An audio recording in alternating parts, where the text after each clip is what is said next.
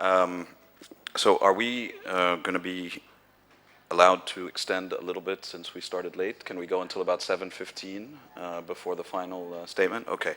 So we have about 35 minutes. I think there's plenty of food for thought. Some very interesting ideas have been discussed here. We're going to open it up to the audience, but first I just want to focus for just a second on the concept that was brought up in the EQI presentation, which is the garden above Tahrir garage. And I wanted to get the opinions of the panelists, not necessarily on the idea of a garden versus the idea of I don't know if you had heard in a previous session, but the governorate, Cairo governorate, has actually put out a munaqsa. They've put out a call for proposals in the newspapers, calling for companies to bring them ideas regarding how that space above the garage will be used. And here the question that I want to ask the panelists is not what is better, a cafe area or a built-up area or anything like that, or a garden, but rather how can we make that decision-making process more transparent, more inclusive, and more, let us say, consensual for everybody who is then going to experience life there, whether it's residents or visitors or businesses. Would anyone like to take a stab at that? Is it a question? Or that's a question.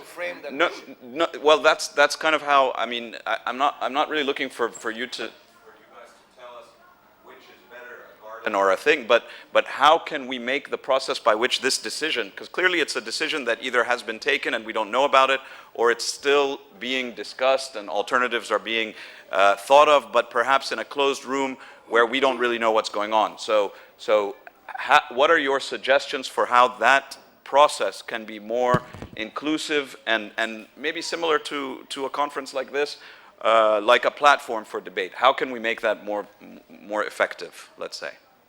I'm asking the panelists. I think it's democracy. A genuine understanding that the state is not there. God did not create the state to control. It is regulative and it is providing services. So usually the offer that you said, it was in the newspapers, that you are calling for planners or architects or to make a plan, but also you are calling for investors to come and adopt it. And here money talks. So C stands for capital, but also stands for capitalism. So the fact that the Nile Hilton became actually the Ritz, and the whole change in the area of the Ritz, and then the bringing down of the NDP, like you're talking here about an obvious plan to completely change the face of Tahrir and to wipe out this revolutionary this was only 4 years ago, the memory of the space, and people are not engaging. I live on Tahrir Square, nobody addressed about what you want to do on Tahrir Square, not even during the time before 2013. Samir Gharib was doing something, I remember, regarding how to make my suggestion in the middle of the 25th of January revolutionary uprising was that we want to have a Hyde Park. We want to turn it into a really public space when this revolution finds its way to become much more established. But it's obvious that, what you mentioned about البورصة is very indicative. You might find at the end of the day that في حد في وزارة الداخلية in the Ministry of Interior decided that this area وجع دماغ وصداع, it's headache. فاقفل. انتوا بقى تكركبوا تقعوا على الارض الurban planners و people of heritage. Nobody cares about you. and then we start negotiate. طب والنبي, طب قهوتين, طب حبة, طب حتة, طب plus the surveillance that is taking place now. كل إشارة جديدة في وسط البلد عليها كاميرا رقابة. I hope you noticed. The surveillance is liquid now, like Zygmunt Bauman said, So I think the issue is, who are the stakeholders in this? Speaking as a person living on Tahrir Square, nobody asks us for any advice. Do any of the other panelists have some suggestions about how we can go in a different direction in terms of how these types of decisions are being made?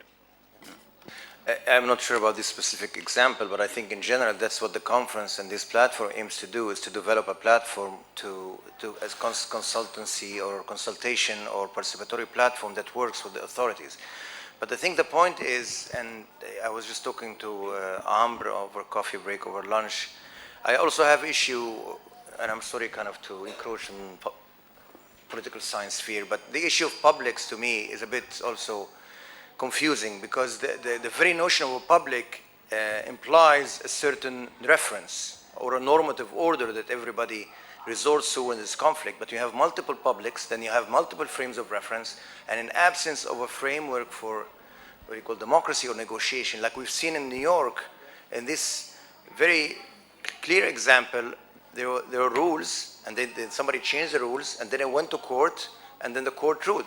That was it. So at least there's a reference when things happen, there's conflict. But here, when you have multiple publics, and we've seen after 2011, 2012, and 2013, when the state was relatively weak and security was almost absent, the streets were not fun. They were ruled by, in many ways, by thugs. Not all of them, but there's multiple rule systems. You don't know if there is a fight. You call the police, or you call your neighbor, you call your uncle, or you call your friend, because there wasn't clear what would be the reference that would resolve any conflict. So the idea of multiple publics should also assume there is a meta-public. It could be a parliament, it could be a constitution, but without that, then we're basically fragmenting the society into communal strife. I don't know, Dr. Aheba, maybe correct me if I'm, and that's to me, that's the sort of the larger, but to go more specific, in a project like Matahaf al-Masri, Egyptian Museum, or in the Passageway, or I think there should be a mechanism in absence of a functioning local authority, local council, or local democracy, where people can really voice their concern and suggest, or public hearing, or what have you. There should be a civil society mechanism, like what we're doing here, that's a bit formalized, that would kind of channel the interests and the concerns of the multiple positions, and we have to be a little more careful of choosing and selecting this position, or at least be more representative. And that could be channeled to authority, and they can take it or not. That's something beyond us. But at least there should be a mechanism to channel this. Would any of the other panelists like to discuss this? يعني هو الدراسة الدقيقة اللي اتعملت على المتحف كانت بتتكلم على المبنى ده. طبعا المبنى ده خد نقاش كتير جدا حتى داخل الحكومة ما بين ناس مؤيد وناس معارض، لكن كان في النهاية الرأي الغالب ان علاقة المتحف بالنيل دي علاقة حميمية جدا من البداية.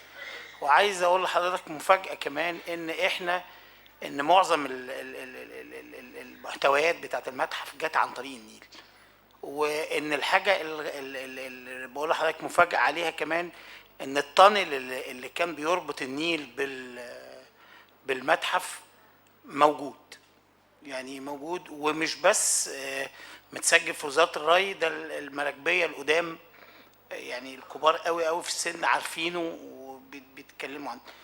المفاجأة التانية ان احنا لما كمان الجاردن بتاعت المتحف فقيرة جدا في البول، وان كان معانا شخصية يعني احنا فقدناها في مصر، كان الدكتور لطفي بولس، ده كان اهم عالم تصنيف نبات في العالم، وده كان يعني احنا نفتخر في EQI انه كان بيشتغل معانا وعمل معانا شغل كبير جدا في واحد سيوة.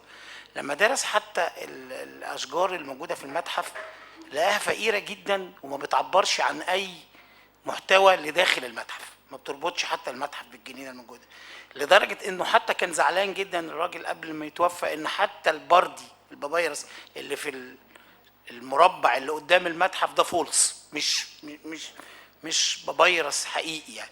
فكان هو حلمه انه حتى ان لو قدرنا ناخد اكستنشن للارض دي انها تبقى بوتانيكال جاردن تربط فكرة المتحف بالارض المصرية بالنيل المصري. الجزء اللي كان فوق الجراج ده يعني ما درسش بدقة، لكن كان التصور انه يبقى امتداد اللي هو بيعكس الثقافة المصرية اللي حوالين المتحف. الموضوع مش احنا اللي خدنا فيه قرار طبعا في EQI، في موضوع المتحف المصري، لكن كان دورنا ان احنا برضو نعمل دراسة تساعد هيئة الآثار ان الموضوع ما يستثمرش، يعني من وجهة نظر وزارة الآثار انه ما يستثمرش بطريقة عقارية، ولكن يبقى امتداد للمتحف ويبقى الى حد ما مفيد للمتحف، وزي ما قلت لحضرتك يربطه بالنيل زي ما كانت فكرة ربط المتحف. لو حضراتكم عارفين تاريخ إنشاء المتاحف في مصر إنه كان ابتدى في بولاق واتنقل للجيزة في فترة مؤقتة، وكانت فكرة المتحف إنه ده يتربط بالنيل، بس كان بعد شوية عن النيل، كانوا يقدروا يبنوه ساعتها على النيل على طول زي ما ده كان حلمهم، لكن الفيضان اللي عمل مشاكل للمتحف في بولاق خلاهم يبعدوا حاجة بسيطة على المتحف، وسابوا لو حضراتكم تشوفوا الصور بتاعت القاهرة كلها في الثلاثينات والاربعينات سابوا مبنى صغير ما بين المتحف والنيل. ده كان عشان المخازن بتستقبل القطع الأثرية قبل ما بتخش المتحف. استخدم في فترة الحرب العالمية الأولى والثانية كمستشفى ميداني للمعسكرات الإنجليز، لكن يعني احنا عشان بنقل لحضراتكم يعني حاولنا بدقة ان احنا نتتبع تاريخ المنطقة اللي حوالين كده، لكن هي طول عمرها ليها علاقة بالمتحف. وزي ما قلت لحضراتكم انه كان علاقة النيل بالمتحف علاقة في ضمير كل اللي استخدموا المتحف. فدي كانت وجهة النظر اللي يعني خدت الأغلبية في الحكومة، واحنا بنحاول نساعدهم ان الوضع يظل كده، ان الارض دي هي اللي هترجع تاني علاقة المتحف بالنيل، باللي اضافه الدكتور لطفي بولس انه تبقى الحديقة بالحجم اللي يسمح انه يعبر عن الحياة المصرية في جزء منها كبير جدا اللي هي الارض. يعني لو حضراتكم تروحوا كتير من المعابد القديمة كان يستعمل الجرانيت الاسود في الارض عشان كان يعبر عن الارض السوداء، يعني فكان هو دي وجهة نظر الدكتور. فده يعني أشكركم. Okay, we're going to open it to the audience now to ask. Let's get several questions in, please. This gentleman right here, please. No, in the front, wearing green, please first. Yeah. Sorry, Karim. Go to the next. مساء الخير. هتكلم بالعربي يعني. بالنسبة للممرات، ممر كودك أنا شفته، لقيت إن هو ممكن يكون مدخل عمارة حاجة خاصة، لكن مش ممر عمومي. الحركة فيه ممكن تبقى كتيرة، فالمقاعد والزرع اللي فيه ممكن يعوق حركة كبيرة. وبعدين ده مدخل كمان ل المعارض، في معارض مش كده تحت، وفي مداخل عمارات، فانا اقصد يعني هو معمول على سكيل برايفت شويه، ولكنه ما هوش برايفت، مكان عام. ده حاجه. الحاجه الثانيه، الدكتوره هبه لفتت نظر الى الجانب الروحي. افندم ايوه ايوه الدكتوره هبه يعني اثارت ان في الجانب الروحي لم يراعى في هذا المؤتمر. انا اعتقد الروحانيات لا يمكن تخطيط لها، ده موضوع معماري، اعاده تخطيط منطقه وسط البلد، فلا يمكن ان نعيد تخطيط او تنسيق روحانيات. دي بقى ده سلوكيات ممكن في السكان نفسها. بالنسبه للفراغين اللي انتوا اثرتوهم، وهو في ميدان التحرير فوق الجراج، والجزء اللي هو قدام المتحف وهو ملك المتحف. هو مش معنى ملك المتحف ان المتحف يعمل فيه اي حاجه زي ما هو عايز ويبني. انا ضد اي مبنى يتعمل دلوقتي، يعني يا دوب ده احنا ما صدقنا الستار الحديدي ده اللي كان موجود وقبيح اتزال. فهو يتهيألي يبقى حديقة، مش مهم اعملوها بابيرس ولا اعملوا اي حاجة، بس تبقى حديقة مفتوحة. وبعدين دلوقتي المتحف ملوش علاقة بالنيل، لأن حصل فيه كورنيش اتفتح وفصل، فخلاص الفانكشن اتغير. الشارع بقى فيه موجود، ما تقدرش تلغيه وتقول ده امتداد لغايه النيل. فوق الجراج احنا دلوقتي بنمشي بنغرس في رمل وبعدين دهنين لون اخضر، ده مش زرع.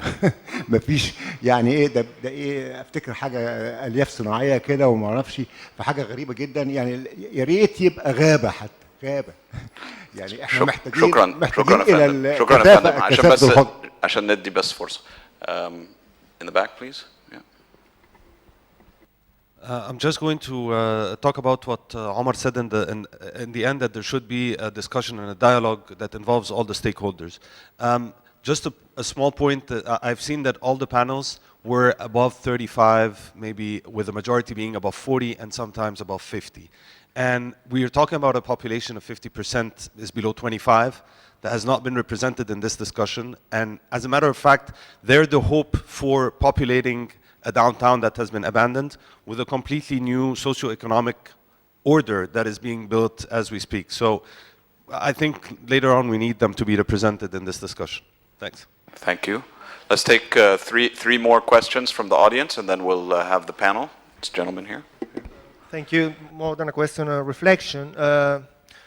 I've been a couple of days here in Cairo, first time here, but I can hardly imagine another metropolitan center which has so tremendous gap between the current condition of dilapidation and the potential condition for renovation and redevelopment. I mean, it's something beyond the opportunities that New York, London, Paris, Berlin offer, of course, because those cities have been already redeveloped, and anything that could be done beyond that is much higher value and much higher redevelopment. Or Latin American cities where city centers do not have the quality, the architectural and environmental quality that city center has here, or not to mention China or Hong Kong or Korea, where urban redevelopment means smash and build, high rise.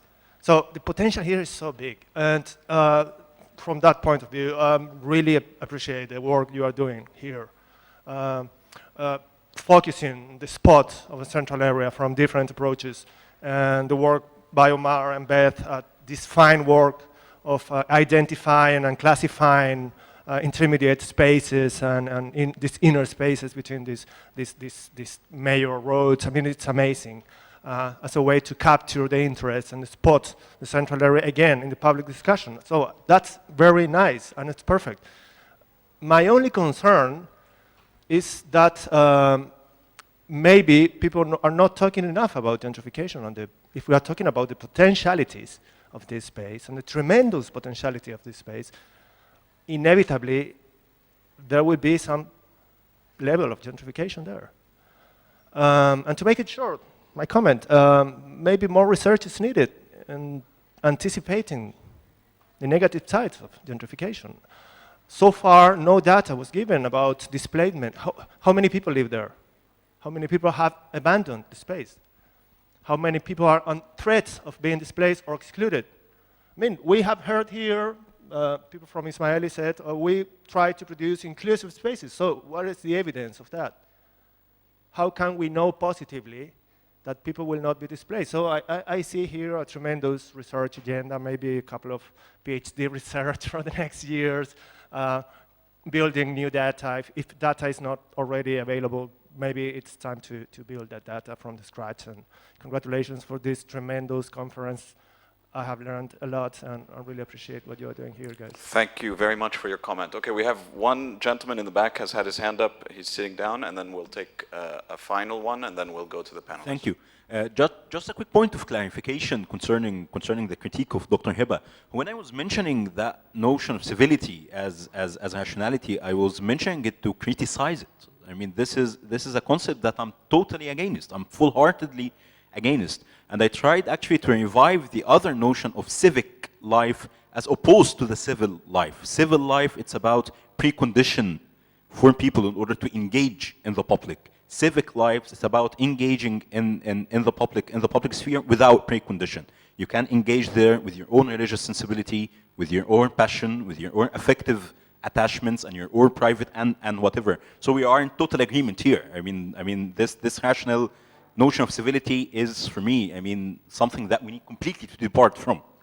Absolutely. And actually, I agree with you that we need also to map out a map of religiosity in the downtown.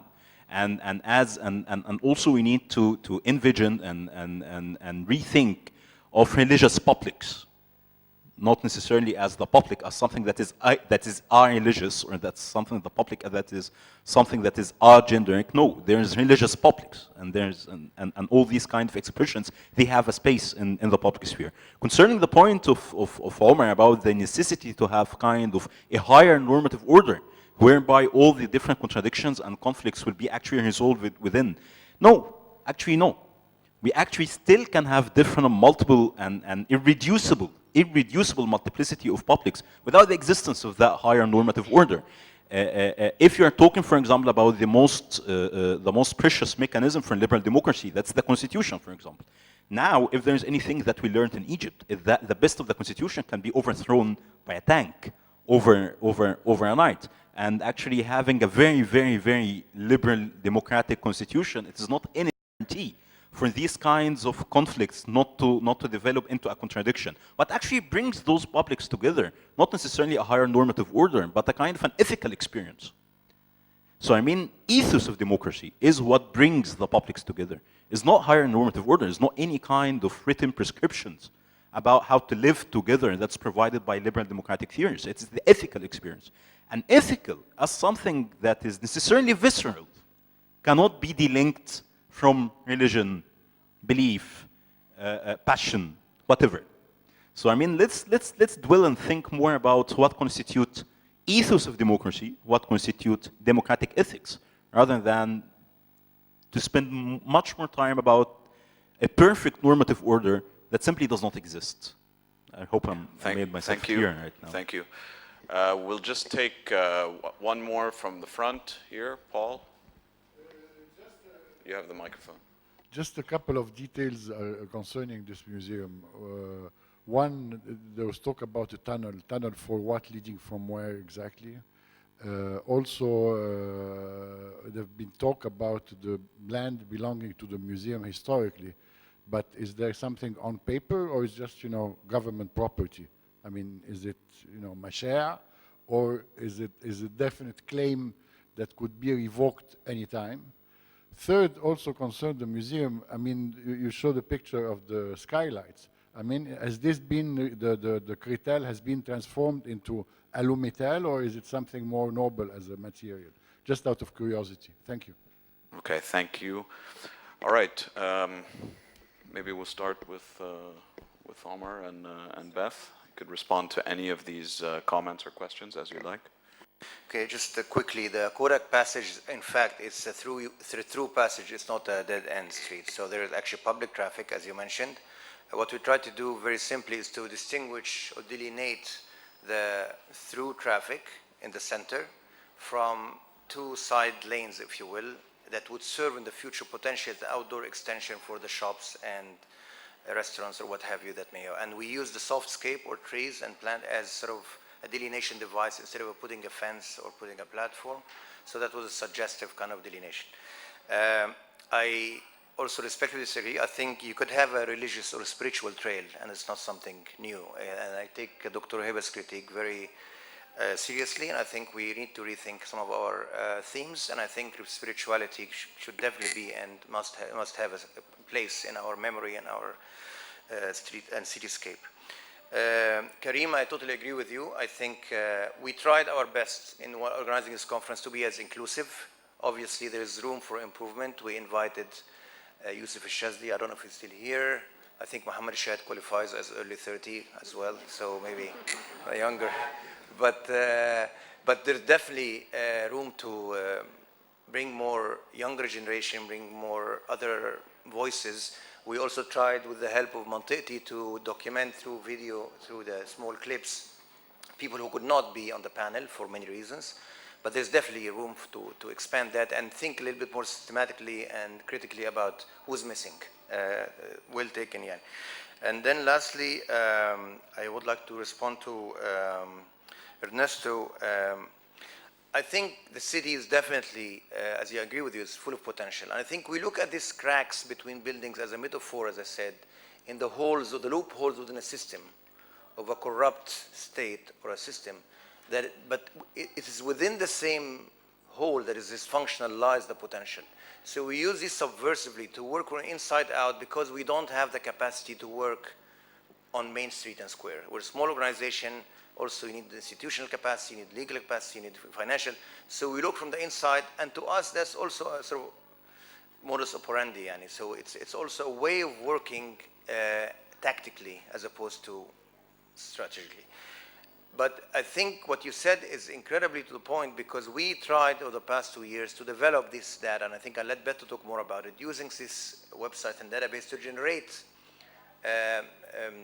statistics and data and curves and charts to help us think largely about how much revenue does the art and culture bring to downtown, how much they spend. As William said in the first session or the second session, they hire also local crafts, and so how much employment is being raised, as Nadia mentioned, they hire 3. So these kind of numbers are missing, but I think just a note, doing research in Egypt now is not very easy, it's not very safe. So many of the things we do mapping is kind of okay because at the end of the day we're looking at buildings and architecture. There's not very, but once you start looking at sociological and data and then statistics, then you have to really be accountable and get certain permits, and sometimes it gets a bit tricky. But I let Beth maybe. I'll just say one word to build on what Omar was saying about the research and the data that we're trying to do at Cluster, which is some of it had actually come out of different efforts that we had done to create resources for people working on the ground just after the revolution. There were so many new initiatives. Nobody knew what the other person was doing. So we had created the Cairo Urban Initiatives platform, which is the flip side to this Passageway website that we just launched. And one of the things, as we've been thinking about how can we as part of the arts community downtown, have more of a voice. We were thinking about how can we start to articulate, as Omar said, what is the contribution of art and culture to the urban economy of downtown. And in talking to certain experts, one of the things we realized is that the data that we're collecting with Quip about who are the different initiatives, how many events are they having, where are those events, because it's also a shared events calendar, are some of the same markers that are used to make these kinds of cases. So now we're trying to also rethink some of our own projects and see how can we use them, let's say, as tools for advocacy, and that's the next phase of some of our work. The only thing I wanted to add to what Omar said about the Kodak Alley is I wanted to acknowledge our Soundscape consultant who's in the audience, Heba Farid, just who had a great part in helping us to think about how to sensitively introduce a green space and sort of what we thought of as a pedestrian park into what had been, a more barren thoroughfare and still make way for, I think, pedestrian traffic. Okay, thank you, Omar and Beth. Would any of the other panelists like to address any of these comments?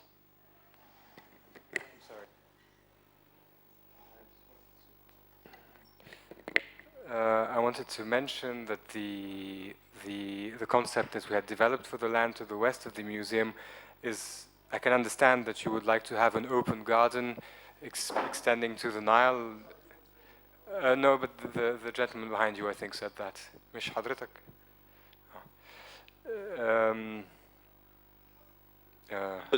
He was basically suggesting that there's no way to make that to revive that ancient connection because there's now a four-lane road separating them. Yes, but I remember you mentioning something about a garden as well. I mean, the gentleman was saying that how can you try to revive a connection between the museum? Yeah. I will, but I just wanted to mention that the land extending to the Nile, or at least to the Corniche, to the road, it has such high economic value that it's unlikely that it'll just be left as a garden. The government, one way or another, wants to generate some revenue from it. So some of the activities that we included in the buildings that we proposed would be doing that. But there's also a park, and we hoped that the visitors exiting the museum from the northwestern side would be able to look westward all the way to the Nile, because we have porticos that allow an open view to the Nile. And the buildings themselves would remain within. I mean, would be lower than the existing construction, and that is a requirement by law now. I understand we cannot go any higher than 2/3 of the height of the museum. So we're only proposing one floor, one story. About the tunnel, that was a request from the minister himself. The two ministers, the two successive ministers that we worked with over the past 4 years. The idea is to create tours by boats that would end in the Nile, at the Nile, and visiting the Egyptian Museum. So that's why that's there. Yes. We try to use the all. Yes, احنا we found some الارشز اللي هو الانترنس. فاحنا we try to study بقى now as a civil engineering to study know how to use this old tunnel or create a new tunnel. They still under study. About the ownership of the land itself, we were informed by the Ministry of Antiquities that it did belong to the museum. So, and the last thing about the skylights, we used galvanized steel for the roof, because in its current state, for those skylights that haven't been restored, there's leakage at every rain event. So now, I mean, at least the skylights that we've restored are well insulated, and the glass itself is unbreakable. I don't know if you're aware, but during the revolution, the museum was vandalized, and the vandals penetrated the museum through the skylights, because the glass in its current state is really flimsy. So. Okay, thank you. I'm going to ask our last two panelists also to make a comment. I just wanted to mention one small thing.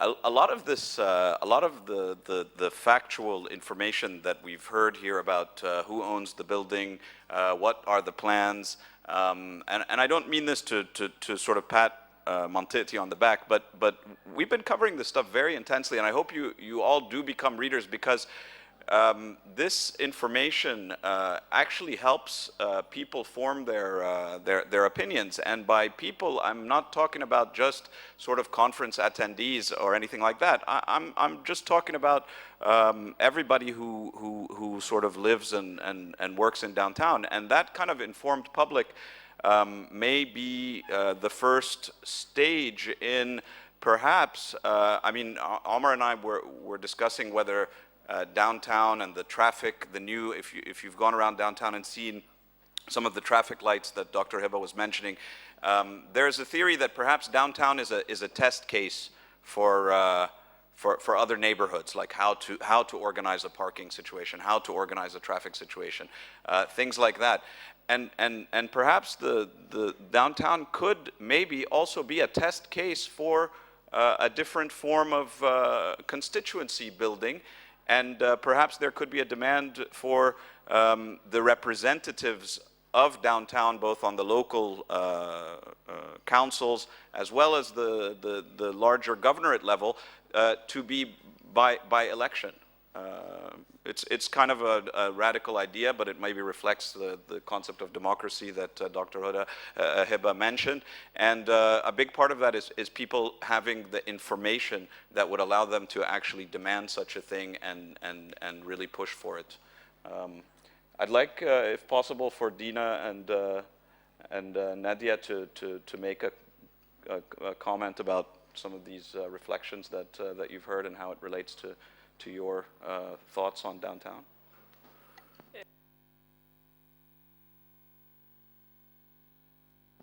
Okay, so you missed most of our presentation, unfortunately, in which I hope that we address the ways in which projects like ours are attracting youth to downtown.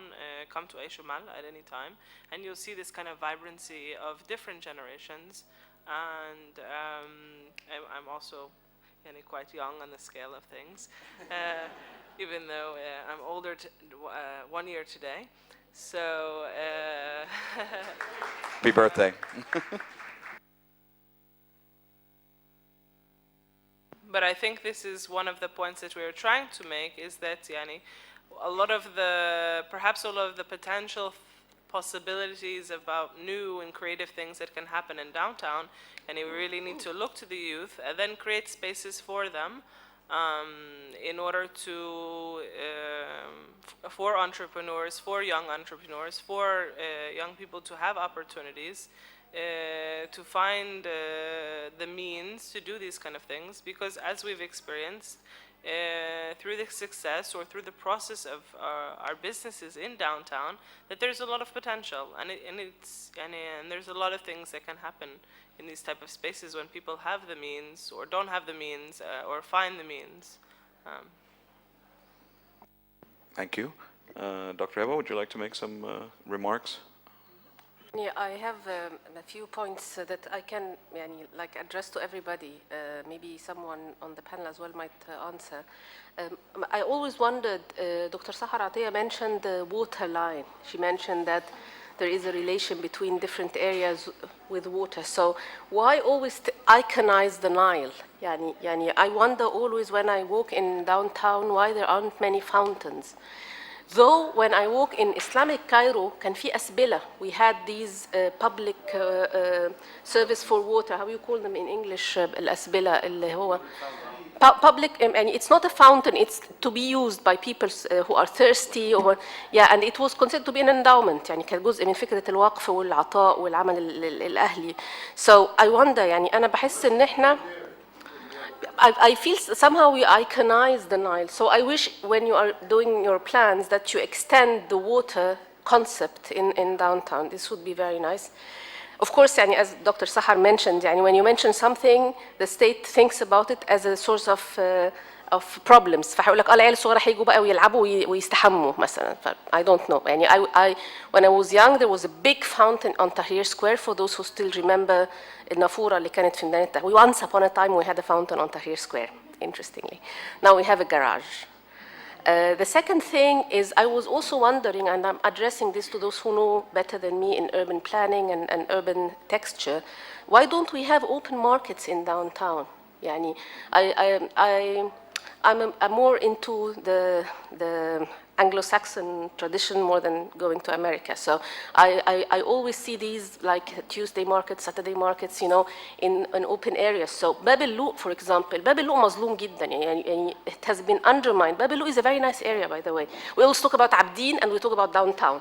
But Bab el-Luq is a center that is really nice. And now it's a garage تاني. مش عارفة إيه موضوع الجراجات. Bab el-Luq is a garage now. It's an open garage. And there is this very beautiful building. These are the memories of my childhood, so I'm very passionate about it. Souq Bab el-Luq is a beautiful building that is now dumped. You can't enter because of the smell. لكن actually it is a covered iron and glass, معلش ماشي سوق. It has this facade مكتوب عليها سوق باب اللوق.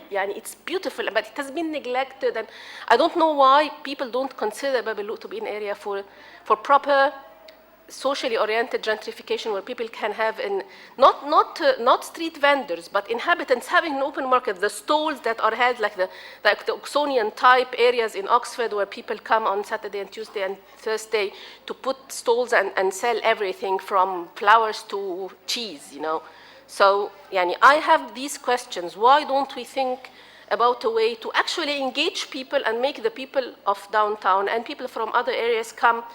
It's a different spirit than having a mall. It's a different space. It's the gaze. And I think that two words are very important, the gaze and the maze. The gaze, who is looking at what in what sense? The capitalists look at any scene, any space, as a potential space of investment. The botanical mentality as greenery. It looks at the space that is very, very plain and thinks about flowers, and the sociological mind thinks about the transactions and how you can, the engineers think about how to structure and make, the area governable in a way.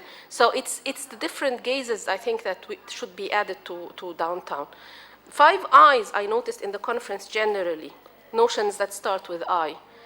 Information, we have to a great extent lack of information and obscurity about who takes decisions regarding what in downtown, and then when the decisions are taken democratically, what happens and everything evaporates. The second notion is informality. There is a degree of informality in downtown, though we don't see it. Yani the degree of what happened to the shops, for example, informality in the sense of good and bad. Informality can be good, but it can be bad as well. And then intimacy. Nadia was talking and Dina about intimacy, about creating spaces that are intimate, that are warm, that are hospitable, etc. So when we think about downtown, we should also think about intimacy, that creating memories and spaces that accommodate a sense of passion and belonging, and not necessarily falling into nostalgia or anything, like I do all the time. And then impersonalization, like everybody's taking the space and taking it to its own gaze and its own rationale. And the last word is imprisonment. We don't want to gentrify or to make the gentrification of downtown to turn it into a nice, cozy prison. Okay, thank you very much, and I'd like to thank all of the panelists. I think we had a really intriguing and interesting discussion, and I hope it leads to a much more sort of complex discussion in the future regarding the different visions. I'm left kind of with a thought that can the grand, if there is a sort of master or grand vision for downtown, can it accommodate, as one of our audience members I think mentioned, can it accommodate all of these different alternative visions? I think another audience member mentioned that Cairo has so much potential, much more even than other cities, and that perhaps it can actually accommodate so many different alternate visions. Thank you very much for your patience. I know we went ahead of time. That's the end of this panel, and I'll turn the microphone over to Omar for his final remarks. Well, we actually don't have final remarks. We thought that this conference should end with questions, then conclusions, but Beth will thank all the wonderful team that we work with, but I would just like to also thank Dr. Hiba for such profound and reflective and personal comments that she made on the conference. We intended for this conference to do 2 things. So, to bring together the art and cultural and civil society group with what's happening downtown, the current plans and future plans. We also ambitiously would like to see this convening, this forum, not to stop here, but to tend to something a little bit more institutionalized. I know Karim, we talked before, and I think you have the idea to have some sort of a downtown committee or council. I think we need to activate that. We were lucky this conference, much better than the one 2 years ago. We were lucky to have representatives of the government and the authorities and even consultants working with the governor. We were lucky to listen to their voice, to know what their priorities are, what the limitations, and as well as what are the potentials. So I think here's an opportunity, here's an opening, to my view, for, if you want to call it civil society groups, artists, intellectuals, and younger generation, women, and shop owners and residents, to try to find together even a regular convening on a monthly or a quarterly basis, to have a session like that, invite the media, get our voices heard, and I'm assuming, but I'm almost sure that the governor's office would be interested to engage in level of another. So I think the first step should come from us. One last thing before I hand over to Beth to say thank you, everybody. We intended for this forum to be inclusive, and everybody was invited, but today something very interesting happened this afternoon. We were graffitied by Tinnin, one of the very talented graffiti artists, who thought that this conference is not really as inviting, I suppose. I think it's very positive to find this kind of engagement, and I think we talked a lot about graffiti, about walls, about public. The fact of the matter that this conference taking place in an institution with walls and security has its limitations, and Mohammed can tell us about the situation today when he was, searched and looked at the material that he has. But I think what's striking to me, I think it's unfortunate that this incredible, talented artist decided not to come, even though everyone was invited, and to participate and be critical of the organization as well as of the content, and decide rather to, you can call it guerrilla kind of urbanism or whatever you call it, but I think there are different ways of engagement. I was hoping that they would come and we hear their voice. Maybe we could do a better job next time and target the graffiti artists, the visual artists, the performing art, the intellectual, the writers. At the end of the day, I think this is to me a positive thing. Unfortunately, the security on campus didn't like it, so they took it down, and there was a little bit of a backlash on the media, social media. But it is one of the multiple publics we're talking about, and I think this is another evidence of how contested, no matter how inclusive you try to be, there's always people who feel they are excluded or not welcomed unintentionally. But all in all, I would like to thank everybody for your patience, for hanging on for these 2 days. I hope this is not the end, as we always say, the beginning of a long term. We also invite you to participate in the multiple platform we're creating online. And I will let Beth do the final thank you. And I also would like to thank our international guests. We're really, really happy that you took the effort to come all the way from Chile and America and England and Lebanon. And also to our local speakers and moderators and tour leaders. Beth will do the... Okay. And our team put together some documentation of the tours, so we're going to play that while we close out. But I just wanted to add one more comment about this poster, because you can't see what it says. It says, "How creative is taking down revolutionary graffiti walls?" And I think it's wanting to have a conversation with AUC about, what is the policy surrounding this wall and what is the future of this wall, which was obviously a site of culture, art and culture, and freedom of expression. And I just want to also point out next weekend, starting, there's going to be the Neighborhood Initiative. We have some representatives here, and their concern is precisely what is the relationship between AUC and the local neighborhood. We at Cluster have been partnering, trying to share some of our research with this initiative. And one of the questions that came up in the workshop that we were part of, I guess it was last weekend, was this wall. And I just want to say that, we did raise this question at that workshop, and I think it's an important question. And one of the questions we were raising is, what are the policies of AUC? And I would encourage people to sort of learn more about the Neighborhood Initiative, and I would also encourage you to maybe reach out to some of these people, include them, so that there can be an open conversation about the future of the wall, which I think it's important. Okay, you can just roll the credits. We actually do have in here some acknowledgements for our partners in the conference. So of course, we want to thank our partners at AUC, Mona Abaza, who worked with us on the organizing committee. We'd also like to thank our advisory committee, which is Lina Atala, Nate Bowditch, Heba Farid, Maria Golia, May Alabrashi, and Khaled El-Khamisi. We'd also like to thank our wonderful team at Cluster, who have been, yes, please, just go ahead and play it. Who've been working around the clock.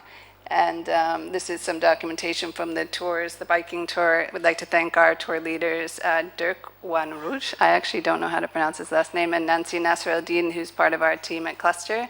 Adel Kashef and Mohammed Gawad, who worked with us on the Cinematic City tour. Samia Merhez, who led a wonderful tour of the literary downtown. And Paul Gade, who shared with us his extensive knowledge of the lost and last photo studios of downtown Cairo. And Paul's a real resource, has done a lot of work, and also in collaboration with Heba Farid. I think there's a lot of important information there that I hope you all will learn more about, the Studio Viennoise and so on. In terms of our sponsors, we have the British Council, Greek Campus, Madamasser, Mentetti for the videos that they produced, and I'm Bicycles and Cairo Observer. Thank you all for your collaboration on this project. And I think that I'm going to let this roll. You can see our long list of student volunteers. We have a wonderful AUC staff coordinator, Maria Fernandez, who's been with us for the past couple of months. And I'm going to just name our cluster team by name.